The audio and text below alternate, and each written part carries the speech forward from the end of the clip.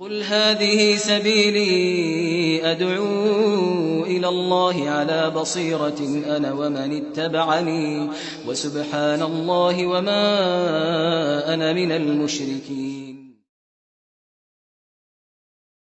ونعوذ بالله من شرور أنفسنا ومن سيئات أعمالنا. من يهد الله فهو المهتد ومن يضلل فلن تجد له وليا مرشدا.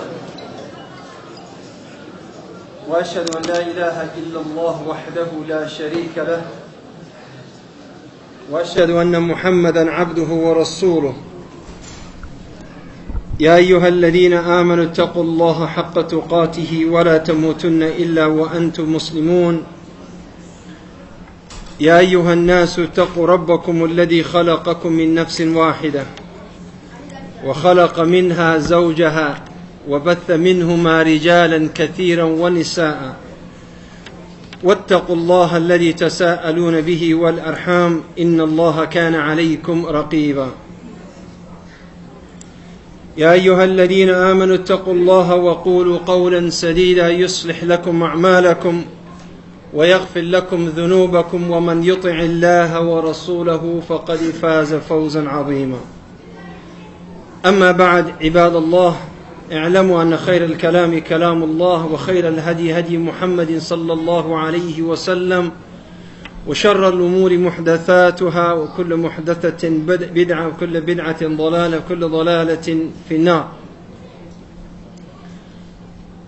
waxaan ka sheegayaa in sha Allah amaan ka hadlaya mawduuca caynka dhalinyarada loo badbaadiyo. inakoo ummad Soomaaliyeed ah ayaynu soo wada haajiray. waqti baynu halkan caruurteennii iyo xoolaheennii iyo wax walba halkan baynu la nimi. qaar yaryaroo fara badanoo uus burburanoo cagaryarrawan ku dhalay meesha oo mijo yaryar waxba maqlaynin waxna dhagaysanaynin. ilaahay noo barakeeya. kuwa caynkeennu u badbaadin lahayn ayaanu bal maanta wax ka yara taataabanaynaa. marka ummadaha la eego waxaa la tirsadaa ummad walba waxay tirsataa dhalinyaradeeda iyo oo laxaadkeeda waxay ku tilmaamtaa dhalinyaradeeda. ilaahayna subxaanahu wa tacaala markuu dhalinyaradii asxaab alkahf ammaanayay wuxuu yidhi naxnu naqusu calayka naba'ahum bilxaq inahum fityatun aamanuu birabbihim. waxay ahaayeen dhalinyaro buu yidhi ilaahay subxaanahu wa tacaala nebi maxamedo waxaanu kaaga sheekaynaynaa baa la yidhi warkooda oo xaqa. waxay ahaayeen dhalinyaro ilaahay rumeeyey. waxaynu jecellay ilaahay subxaanahu wa tacaala hadduu raalli ka noqdo inaynu soo saarro fac iyo generation iyo jiil caynkaas oo aynu ku faano oo ummaddeenna wax u tara ayaguna wax isu tara. waxay u sheegayaa dhalinyarada halkan aan arko dhalinyaro fara badan oo fadhiya. iminka dowrkana Yurub waxaan joogay bil iyo jarjar. dhalinyaro maasha Allah soo tallawday oo qaar Titanic lagu sheego, qaar lagu sheego gala Canada, qaar lagu sheego dibi hirdi 150 magac bay la baxeen. waxaasoo dhawaan soo arka. waxaad moodaana inay mawjad cusub oo xoog weyn inay wadankii ay qurbaha soo gashay. waqtigay joogaana waliba dhalinyaradaasi wadanka soo gashay waa waqti aad iyo aad u serious. waayo haddii goor ninka dhalinyarada markuu meel yimaado degmo cusub iyo qurbo cusub iyo wadan afkiisa garanaynin dhaqankiisa aanu garanaynin civilization cusub oo dhan waxa ku dhaca wax la yiraahdo culture clash. dhaqankiisa iyo dhaqan cusub buu doonayaa inuu isu geeyo marka wuxuu ka baxaa meel dhexe oo ku dhaca. waqtigan dhalinyaraduna ونinku dhalinyarada uu yahay waa waqti maxduuda. lidalika nabiy sallallahu alayhi wa sallam markuu yiri qofka yawm alqiyaamaha wuxuu yiri la tazulu qadama 'abdin yawm alqiyaamah hatta yus'al an arba'a. qofna cagihiisa laga dhaqaajin maayo meeshuu taagan yahay yowma alqiyaamaha ilaa afar laga warayso. wuxuu ku daray markaa nebigu sala allahu calayhi wasalam can shabaabihi fiima ablaah, waa dhallinyaranimadiisi muxuu ku qabta, dhallinyaronimadiisii muxuu ku qabta. ninka dhallinyaradina wuxuu hayaa laba arrimood oo dadka badani aanay qiimaynin oo nebiguna sala allahu calayhi wasalam inoo sheegay. labadaasina waxa weeye alsaxa waalfaraaq, waa waqti iyo caafimaad. nebiguna sala allahu calayhi wasalam wuxuu uhi nicmataani maqbuunun fiihima kathiiru min annaas alsaxatu waalfaraaq. waa cajiib marka ninka dhallinyaradii labadii uu nebigu sala allahu calayhi wasalam uu tilmaamay ayuu xambaarsan yahay. waxaynu u baahanay marka inaynu ninkan dhisno oo aynu taagno sida uga dabaasho mawjaadka iyo weylaadka casriga. diinta islaamku aad iyo aad bay uga hadashay mowduuca dhallinyaronimada. waxay ku bilowday ilmaha markuu dhasho iyo ilaa intuu kobcayo uu korayo iyo caynkii loo tarbiyadayn lahaa. oo nebigu sala allahu calayhi wasalam wuxuu yidhi muruu awlaadakum biاsalaa wa hum abnaa'i sab. jodha buu yidhi ilmaha waa ina lagu ababiyaa, waa ina lagu canqariyaa, waa ina tallaabada ugu horraysa ee la baraa inay noqoto inuu tukado. waayo salaad danba waxay noqonaysaa sila bayna allahi bayna alcabdi wa rabbi. qofka haddaanu salaad haynin oo aanu cibaado haynin oo aanu diin haynin oo aanu ilaahay ku xidhnayn subxaanahu wa tacaala, meel dhuxu ku dhacaya, ma badbaadayo, asaguna isma badbaadin karo, cidna ma badbaadin karo. wuxuu yidhi 7 markay jiraan buu yihi nebigu sala allahu calayhi wasalam ku amray inay tukadaan. 7 markay jiraanna de ilmaha waa ina la yaro damqa oo una arka waajibka iyo ahamiyadda waajibkan uu leeyahay. waxaa loo baahan yahay marka haddii aynu nahay bulshad ishaysata iyo community qurbaha soo degtay oo u diyaara inay mawjadahan soo food saaray ay ka dabaashaan, waxaynu u baahanay horta in carruurteena wax barro. waa ta ugu muhiimsan. kamana hadlayo cilmiga adduunka qura, laakiin waxaan ka hadlayaa cilmiga diiniga. laga yaabaa hooyadu inay subaxdii ilmaha gilgisho oo ama aabbuhu inuu sariirta ka soo tuuro yarka uu sabaaxaday yidhahdo waar ka kacnacaso iskuulkayga tag. laakiin markay salaada timaada laga yaabaa inuu u yarado waa iska daayo hadhow markuu 2 goor ma wada kici kare salaad iyo iskuul ma wada kici kare ba iminka iska yara jiifo oo marka ma sha Allah tabaaraka Allah hadhow Allah israaciya labada. nabiguna sallallahu alayhi wa sallam tacliinta ayuu bari jiray oo wuxuu oran jiray carruurta waxa la baro de xadiis baa halka soo socda oranaya uu nabigu sallallahu alayhi wa sallam ku yiri لعبد الله بن عباس يا غلام إني أعلمك كلمات ورنيها وحن كبريا كلمة يرير احفظ الله يحفظك إلهي نوك إلالنا وحبري مرك عقيدتي إذا سألت فاسأل الله هدي عد أباهاتي إلهي سبحانه وتعالى أباه وإذا استعنت فاستعن بالله هدي عد وحويدي سنسد إلهي ويديسو هدي العيد باهن سيدنا بهذا إلهي سبحانه وتعالى عسك يركي حاسكي سور دلي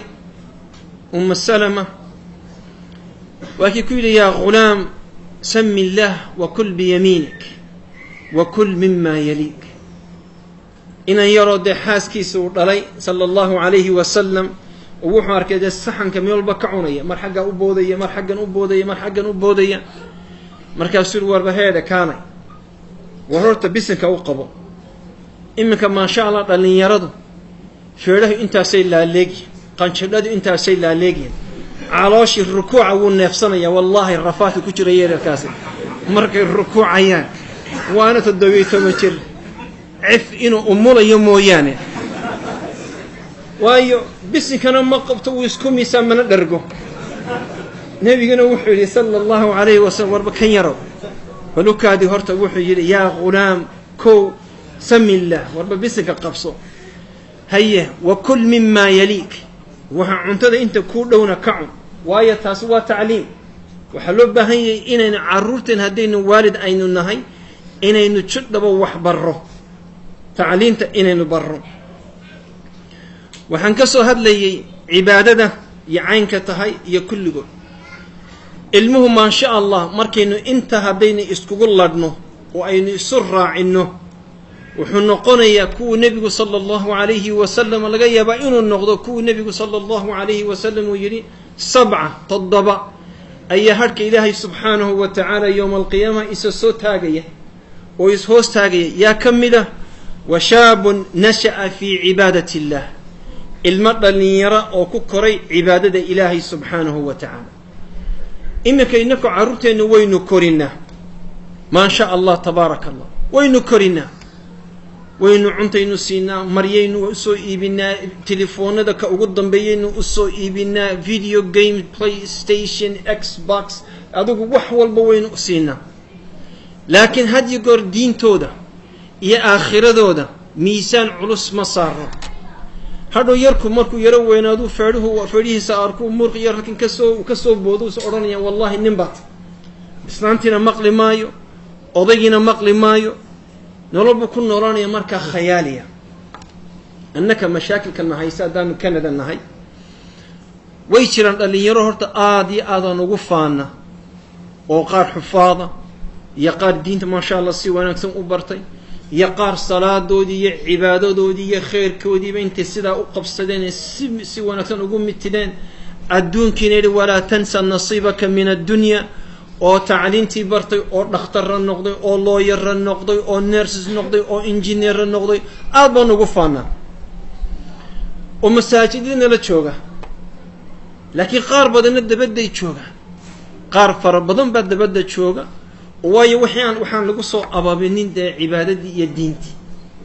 waxaynu u baahanay marka carruur baan diraasad baan ku samaynay carruur yaroo wada aflaxday habla yaroo wada aflaxay maa sha allah tabaaraka allah iyo inama yaro sida ubaxa mar qura shacasa uga qaaday oo tacliintii shaqo wanaagsan baabuur wanaagsan reexaasas wanaagsan waxaanu aragnay carruurtani waa carruurkii intooda badan waalidku gacanta ku hayay uu masaajidka keeni jiray uu yidhi waryaa ama inantaadan yadhi wakhtigaaga ha luminin cumrigaaga ha luminin ilaali oo waxbaro nebigu sala allahu calayhi wasalam dhallinyarada ihtimaamku saaray waxaa ka mid ahaa inuu xataa cafaafkooda iyo sharaftooda uu ka taliyo oo waa kii nebigu sala allahu calayhi wasalam xadiidkii saxiixa waa kii yidhi yaa macshara shabaab man istataaca minkum alba'ata falyatazawaj waa dhallinyaro waa kii guursan karayo guurso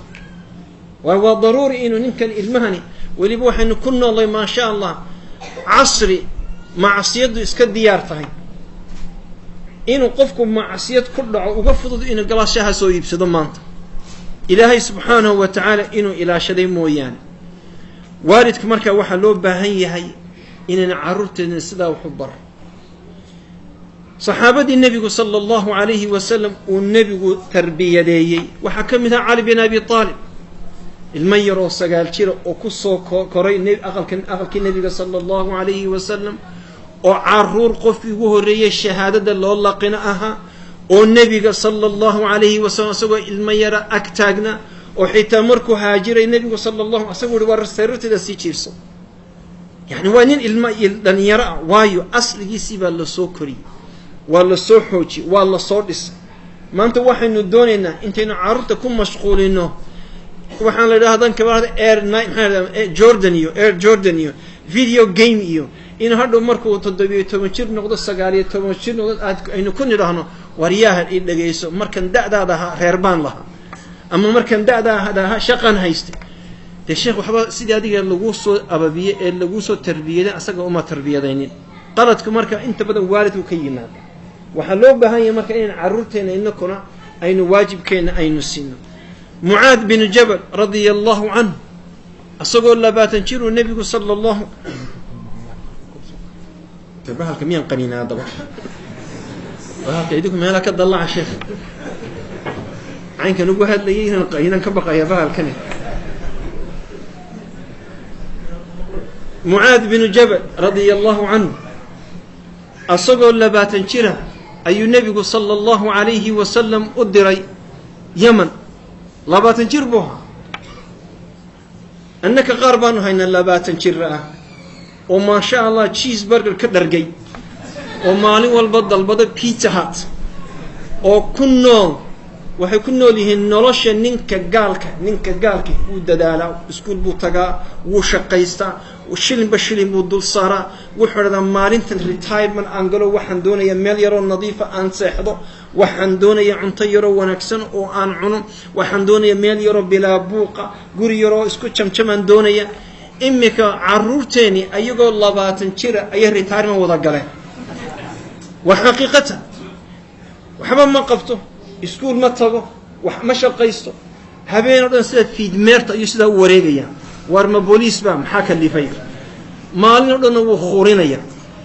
subaxdii ba markuu gaadho habeenka markay gaadho ayuu soo kacaya maghribka habeen oo dhan uu soo jeeda subaxdina uu hurdaa Mu'aad bin Jabal markuu 20 jir ahaa ayuu nabigu sallallahu alayhi wa sallam war orodoo Yaman adigu noqo qaaday oo diinta soo wala 20 jir wallahi waan ka sheekayay islaam marba ila soo hadashay markaasay waxay tiri hooyo waxaan maqlay in yarku ku jecel yihiin saari haye hooyo waxaan doonayaa mid yaro miskiin oo dhalay oo aan soo koriyay inaad igala hadashid hooyo maxaan ku raahdaa ninka waxaad ku tiraahdaa hooyadana maqal ilaahayna ka cabso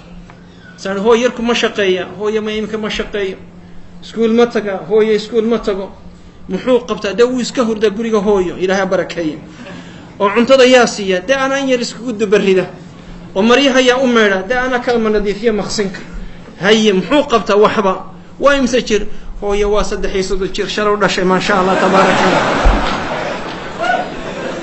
wallahi ilaahay baka marxaatan 3 jir warkada go'aan 3 jirka ee ilmaha yar islaantani Mu'aad bin Jabal wuxuu ahaa qaadi ayuu yawm budka kala saaray oo kala garnaqay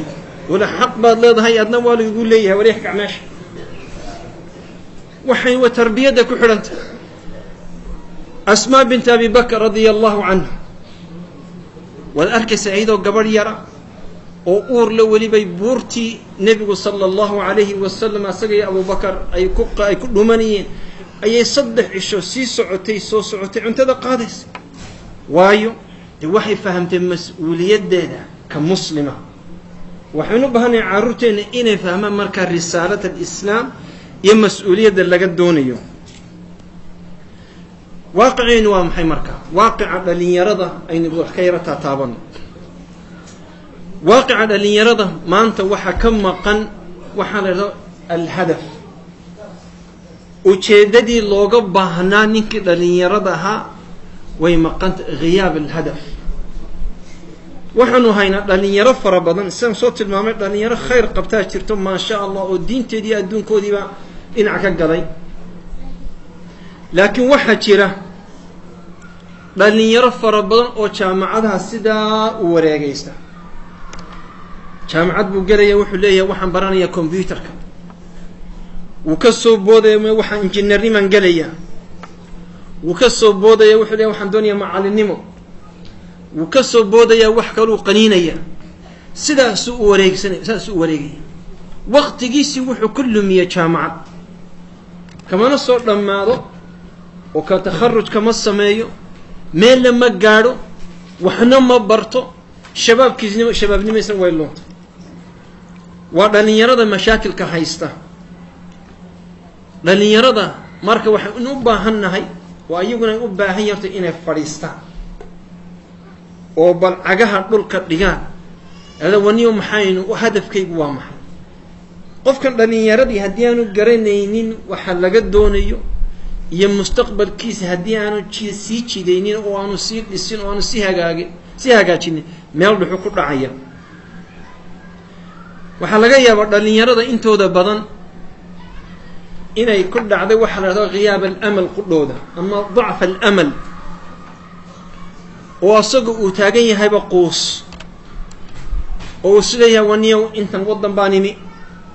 intan afki baranayo intan dhaqankii baranayo intan jaamacad galayo intan waniyo man taksiila iska noqdo ama shaqo yaro in gaaban iska qabsado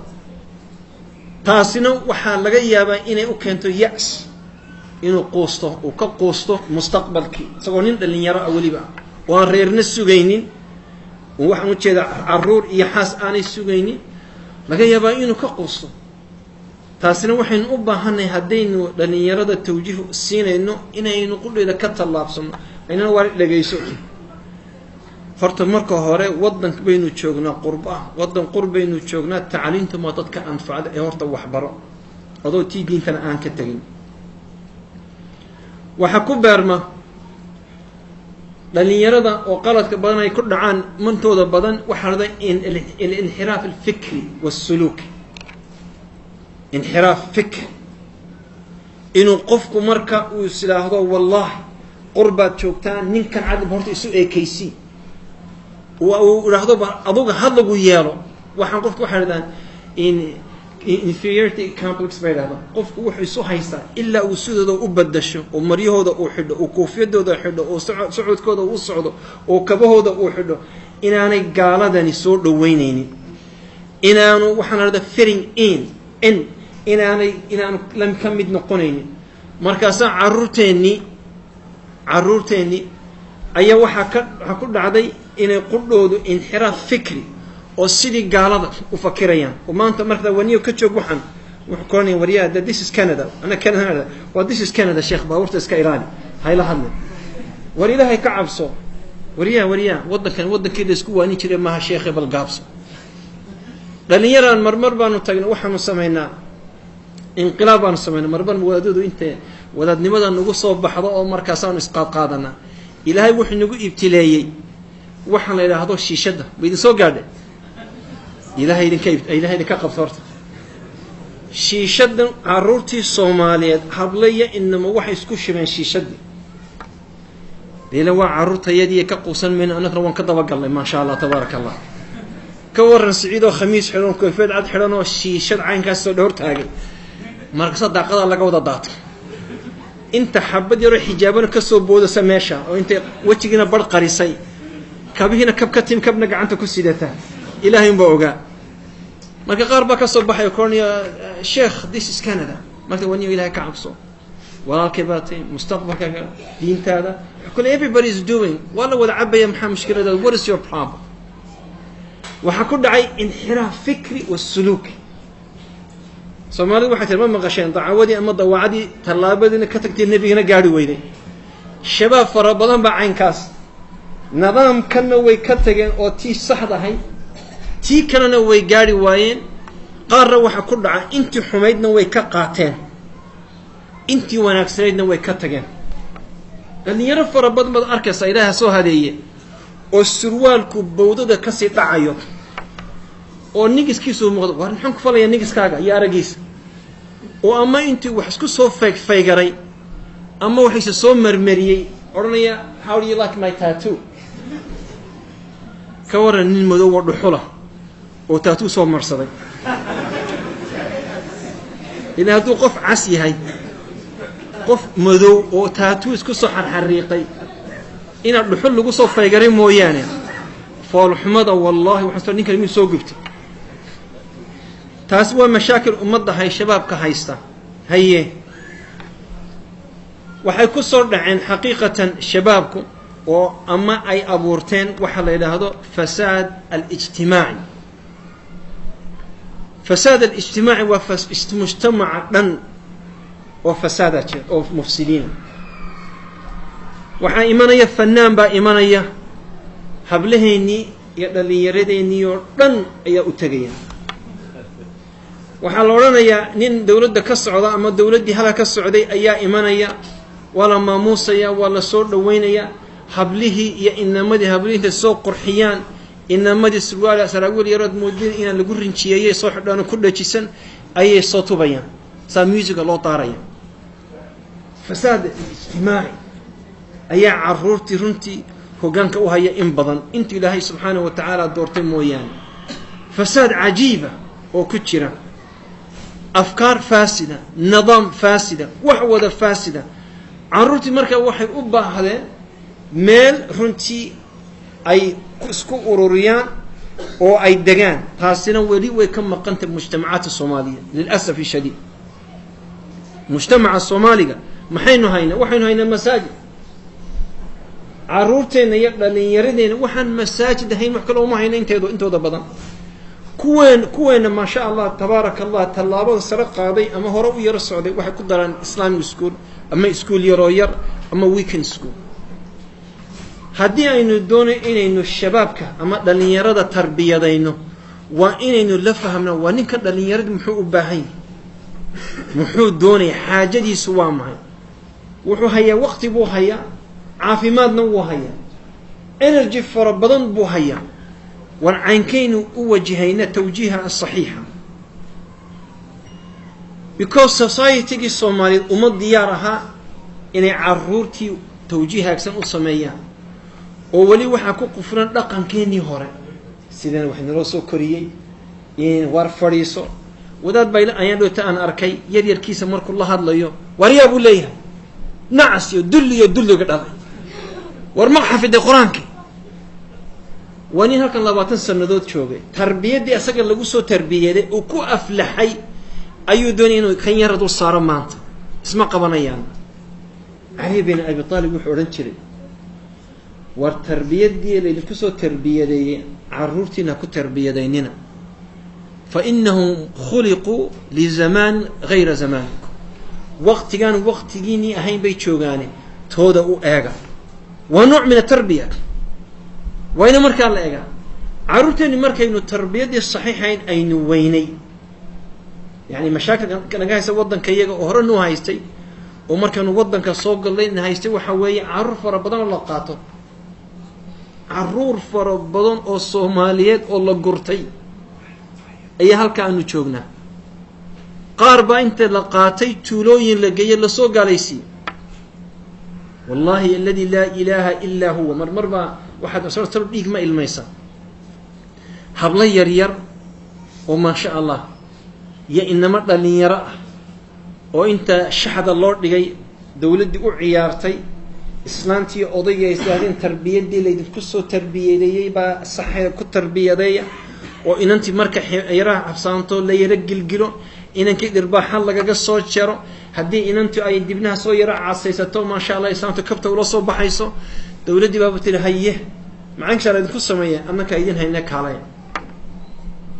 caruurtii marka waa la xuubsaday waxa la geeyay tuulooyin naga fog Soomaalidu waa reer guura hadii hebel baa meel digay waa laga wada dabadaga Toronto mala waxaan ku deganay 150 kun baan ku deganay 150 ka kun mala laba cimaarad baan ku deganay gabiga iyaguba waysa soo urursadeen meelaha qaarkood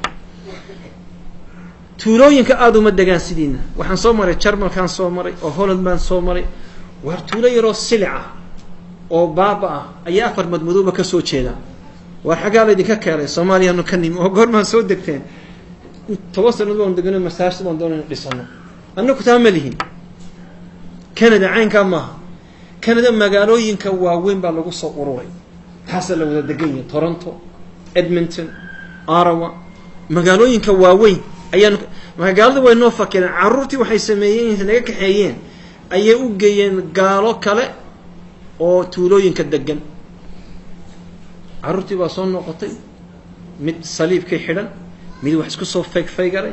mid diinta baan aaminsanay qarban la kulma xitaa intii iska daayay saliibka inuu isku faygareen inuu xidho uu isku soo faygaray taatu ka dhigtay yani waliga xitaa dad toobad keen soo muslimo dib u soo muslimo ka go imaayo fasad ijtimaaci oo ajiiba waayo jaaliyadii Soomaaliyeed annaku inta nus haysanin lahayn waxaan nahay xisbigaasan ka tirsanayo jamaciyadda ku jiraayo jaamacad iyo qolada ayaa caruurtii la qaatay fasad ijtimaaci ayaa meeshii ka dhacay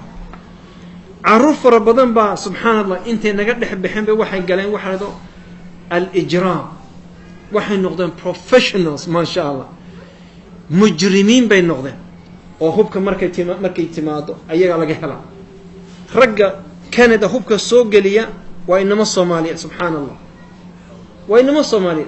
waayo isluuba tarbawi idan ma doonayaan yani مش هو إن قوس إن إذن قارسيو لكن يأس وحن gaarsiinaya marxalad ilmi wuxuu yidhi okay systemkan ma fahamsani waayo system education systemka gaaladu inoo dejisay waa system guracan systemkan ma fahamsani in aabbaha iyo hooyada si uma raali gelinayo community-ga ciidan ugu taga garan maayo marka maxaan sameeyaa asxaab yar bay samaysteen way soo urursadeen gangs bay samaysteen waxaan keen lacag u sameynaa degdega Mareykan waa laga keenaa sigaar bay keenayaan xashiishadana waa laga keenaa xashiishadana way keenayaan baasoorada waa la soo raaciyaa maalin bay inta in yar keenayaan raggiba waa rag professional oo ka shaqeeya hub inta u xiran leeyahay he was smuggling weapon wuxuu soo gelinayay tahriib ku soo sameynayay waayo jaaliyadii Soomaaliyeed ayaan wali asaaskoodii aan dhisin oo iyaga wali is haysaystay muddo fara badan imika waan ka soo kabanaan u maleynaya ilmahani markuu jariimada ku dhacayo maxaa u sababo waxa u sababo ghiyaab al-iimaan iimaankiisi baa daciif iimaankiisi qaar baan u tagnay saan kunil walaalay waan aragnay inay lunsan yihiin inay wax ka soo warayeen inay indhihi casaadan waxbu cabsan yihiin waa ka qosan kari maysid waa ilmahaagi ama ilmahaagu leey ka qosan kari maysid war adeero baastoolad bula soo baxo markaasuu halkaa imka soo yidhi intii caysay what do you want maxaa doonaysa adan ku doonaya yani subhanallah adan kugu imi adan soo ka maqiiqa markaasuu ku leey my father xitaa aabahay igama daba iman maxaa iga daba imanaysa wuxuu ku jira society lunsan jariimad ku dhex jira yani subhanallah xitaa inaad ku talaalatid yani sharira min al-iman ilmi kalimays way asaaskiisi ba maqanba marka ghiyaab al-iman waxay noqonaysaa inuu iimaanki meesha ka baxo oo marka wax kala galaan ilaahay subhanahu wa ta'ala wallahi qaar aan garanayo wuxuu wax walba aan soo sameeyay dad waan dilay wax waan dhacay hablo waan kufsaday xitaa buu yiri hablaha Soomaaliyeed yar waan in ma sha Allah waa dad waan imika subhanallah wuxuu yiri dad baa jira buu dhalinyaro dhan oo hablaha yar ka baayac mushtareeya oo maxay sameeyaan intay qaataan ayay ka iibiyaan buu Mareykanka cidul buu leeyahay waxaan wani heedan markad inanta sidan ku sameeynaysa miyaan ilaahay ka cabsan wuxuu ku leeyahay sheekh buu ku leeyahay there was no iman meesha iimaanku muu jirin waruntiisa iimaanku muu jirin waxay meel maran bay ahayd there was no iman waxa ka maqan carruurtii marka xitaa wacyi al-islaam carruurta laba seeteeya waa dhaqan ama diinta horeysa ilmaha hadii marka diin lagu talaalo oo diin lagu soo koriyo diintaas qabanaysa xitaa mar daban ha noqoteen hadii diintii la waayo waxa imanaysa dhaqan waa ceeb minad inan Soomaaliyeed ka baayac mushtaraysi waa ceeb yani subhanallah annaka waxaan laga dilay imika 104 inan Soomaaliyeed 104 ama 774 intaba waxa dilay Soomaali kii ugu horeeyay subhanallah waxa loo dilay wuxuu inaan ku soo koray Soomaaliya oo intuu night club tagay ayuu arkay nin aan muslim hayn oo inan Soomaaliyeed taas ka taabanayo ayaduna walida leedahay yarkii buu soo kacay wuu feeray dhulku dhigay yarkii wanin madow asaguna waxaan xashiishadii waxa iibiyo wala wada qasay meesha laakiin ninkan wuxuu soo koray dhaqankii buu hayaa wuxuu garanayay inanta dhiiga Soomaaliyeed ka damqanaya uu dhulku dhigay kii ma usa kacay kii madoobay dhulka dhigay uu iska kacay mid Soomaalida saaxiibin buu yiri ninka aniga hadii aan taabto waa lay qabsanayaa ka soo takhallus mid yar ku dhashay meesha dabada isu taagay baastoorada halka u gashay halkaas uu ka saaray xagaas ka baxday waxaan uga jeedaa kii hore la dilay isaga diinimay kicinin oo diinimay dhaqaajin laakiin dhaqan ba dhaqaaji inan Soomaalida waxaan lagu sameeyay waa ka sakari maayo kan kale wuxuu ku war maxaa ka galay waayo carruurtii dhaqan iyo diintiiba labadiiba waa la seeji oo marka tarbiyadu meesha ka baxdo waxa u sabab marka waxyaamaha kale hadii goor carruurta lumiya waxa la yiraahdo ar-rufaqa saaxiib waalan ama lunsan kaasa ka saaraya ilmihi intaas oo inan oo hagaagsan oo lumay because waxa qaatay dhalinyaro waa loo galay mujtamac bayn ku jiraa wali عصابات iyo shahawaat iyo wax walba leh waxaan leeyahay walaalayaal haddii aynu soo gunaanadno waxaan jeclaynaa waqtigan uu isgurayaa baa halkan la igu qoray markii hore waxaan leeyahay haddii aynu doonayno inaynu waxallayno horta inaynu taxliil aynu samayno taxliilkii dadkii dabadda masaajidka ka joogay waynu aragnaa kuwii masaajidka ayaan jecelahay in soo yaro noqdo dhalinyarada masaajidka soo gashay dhalinyarada masaajidka soo gashay ama ilaahay subxaanahu wa tacaala soo hadeeyay qudhoodu waxay u baahan yihiin tacliimaad fara badan tawjiihaad fara badan labay u kala jabeen qaar iltizaamkoodu uu noqday lidaraja takfiir oo ama culamada cambaareeya ama umuuro kale isku mashquuliya oo xitaa caalimkii waddanka u joogay waxba ka baran karaynin iyo qaar masaajidii soo fadhiisay ilaahay subxaanahu wa tacaala ha soo hanuuniye laakiin hadafkiisu waxa weeye waxna waan baranaya waxna baran maayo inuu wax bartana wuu doonayaa oo wuxuu yidhi jaamacaddii waan ka soo hadhay adduunka tii diintan doonaya inuu barto tii diintana wuu seegay jaamacaddii kalena wuu seegay masaajid buu dhex fadhiya hadhow 7 sanadood ka bacdi buu hambaabiray wuxuu zero buu ka soo bilaabay noloshii taasna waxaa looga baahan dhalinyarada inay iska ilaaliyaan runtii xaqiiqatan tusaale waxa u ah dhalinyarada muslimiinta ah anigu waxaan ahay had iyo goor dad waxaan la socdaa aan Soomaali ahayn dadkan dacwadda la fidiyaana waa dad soo muslimay way dadka soo muslimay waxaa ku jira nin la yiraahdo Yusha Evans waa nin dhalinyaro cad oo Mareykan ah waxaa ku jira nin la yiraahdo Abu Muslima ya Abu Usama waxaa ku jira Cabdiraxiim McCarthy Green meelahaasaan isku tagtagnaa Bilal Phillips Abdullah Hakim Quick inuu rag fara badan ragga markaad la hadlaysid hadafkiisu waa diin waa dacwad hankeba ummadda wax loogu qabtaa hankeba diinta loo faahfaahiya hankeba diinta loo gaarsiiya dadka kale nin walba wuxuu leeyahay brother make dua for me I'm giving da'wah to my uncle to my father to my sister family-goodii dabadii bay u filaan dhalinyaradii Soomaaliyeed subxaanallah ilaahay subxaanahu wa tacaala baada way haddaan idiin sheego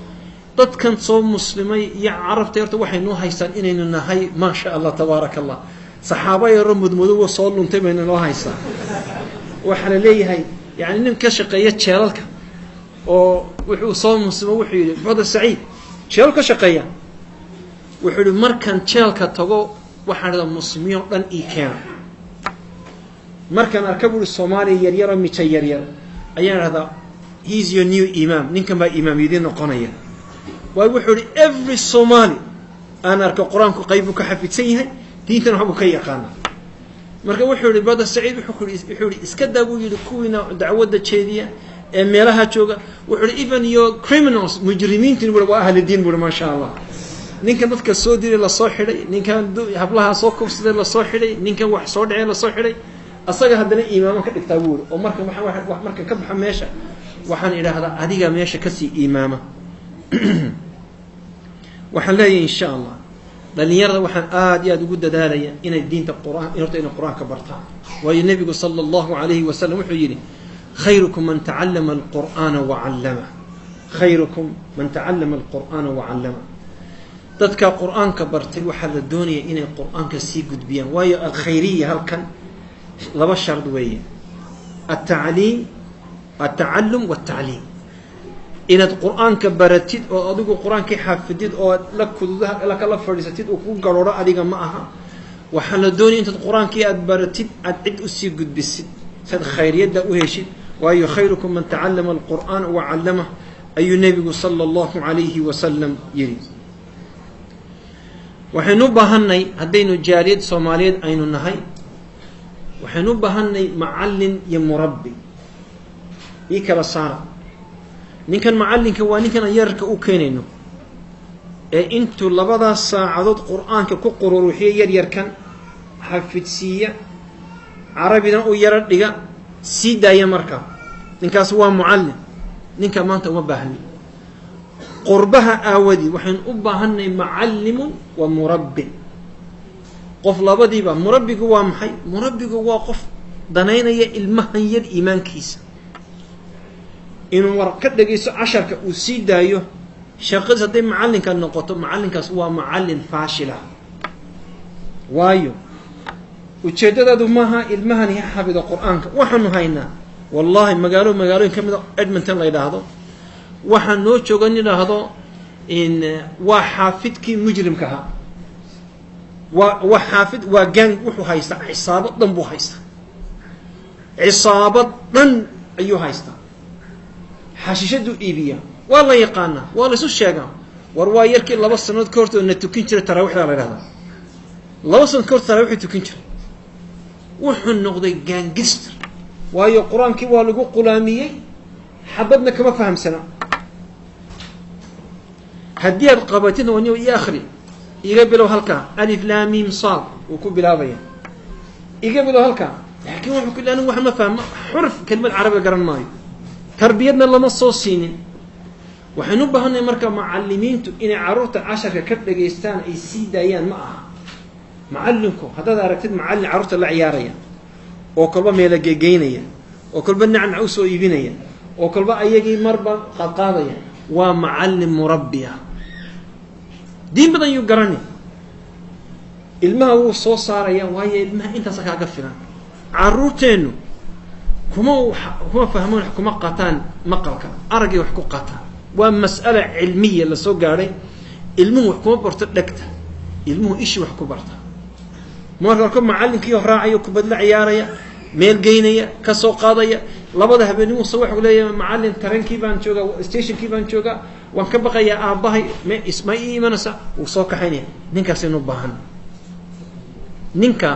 ayaynu u baahan oo waxa loo baahan yahay imaamada iyo shiikhda masaajid inay soo saaraan dhalinyaro sidaas oo carruurtii tarbiyad keenta oo carruur tarbiyad barta biidni illaahi subxaanahu wa tacaala sidaynu kuwa u helaana waa si adag waxaan leeyahay walaalayaal waan soo gunaanadaya anugu way dhamaatay insha Allah waqtigii uu dhamaado malaynaya ilaahay subxaanahu wa tacaala inta haynagu anfaco waxaan hayaa dhowr noqdo aan jeclayn kaga hadlo doorka macallinka iyo doorka imaamka iyo doorka caalimka iyo doorka qof walba iclaamiga laakiin waqtiguna wuu isguraya waxaan jecelahay markaa in halkan ku soo gunaanado biidnihi subxaanahu wa tacaala وجزاكم الله خير. السلام عليكم ورحمة الله وبركاته.